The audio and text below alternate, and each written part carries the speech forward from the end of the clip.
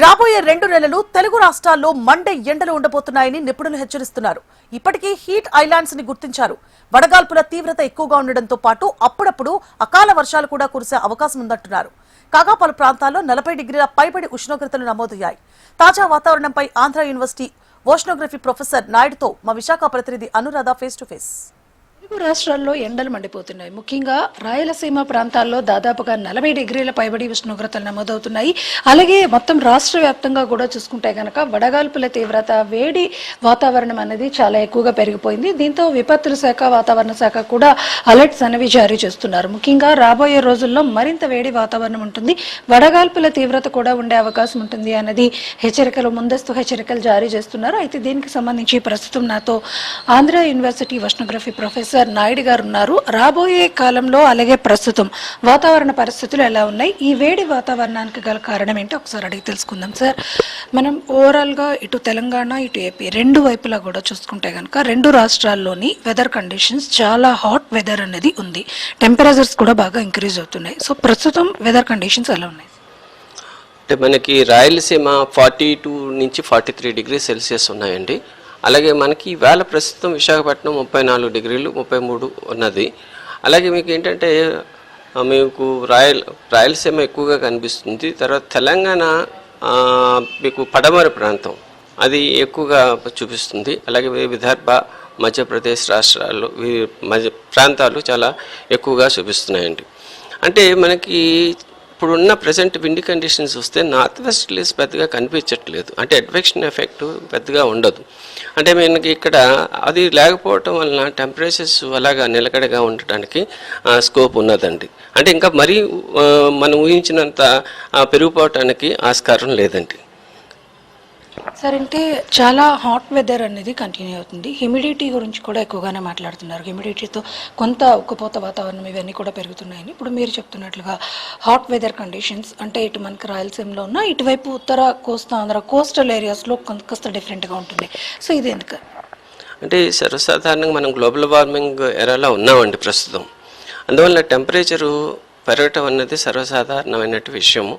అందులో మనం pre monsoon టైంలో ఉన్నాం. అంటే ప్రీ మాన్సూన్లో పర్టికులర్గా సూర్యుని యొక్క కాన్సన్ట్రేషన్ అంతా సౌత్ పెనిన్సులర్ ఇండియా మీద ఉంటుందండి.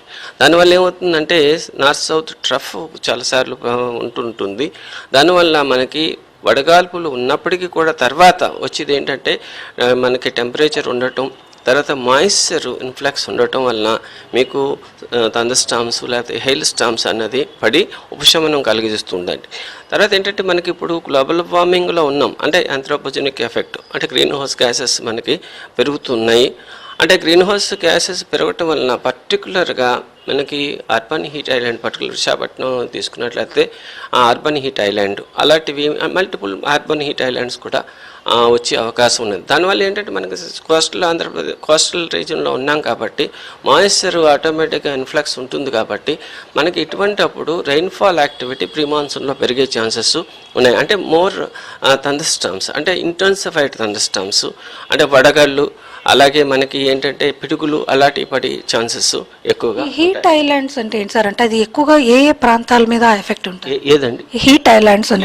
హీట్ ఐలాండ్ అంటే మనకి ఏంటంటే మనకి అర్బన్ హీట్ ఐలాండ్ అంటారండి. అంటే సపోజ్ పెద్ద పెద్ద సిటీస్ ఉన్నాయి. విశాఖపట్నం కూడా ఈ సిటీ కావద్దండి, సిటీ అండి. అలాగే మీకు హైదరాబాద్ సిటీ, నాగపూర్ సిటీ ఇలాంటి సిటీల్లో ఉన్నాయి. దీంట్లో ఏంటంటే మీకు వచ్చి కొలిది కూడా ఒక ప్రాంతంలో టెంపరేచర్ పెరుగుతూ ఉంటుంది వాటిని గ్రాడ్యువల్గా. అంటే స్పేషియల్గా తీసుకున్నట్లయితే ఇప్పుడు మనం విశాఖపట్నం నుంచి మనం సపోజ్ విజయనగరం వైపు వెళ్తున్నాం అనుకోండి, అప్పుడు గ్రాడ్యువల్గా తగ్గుతూ ఉంటుంది.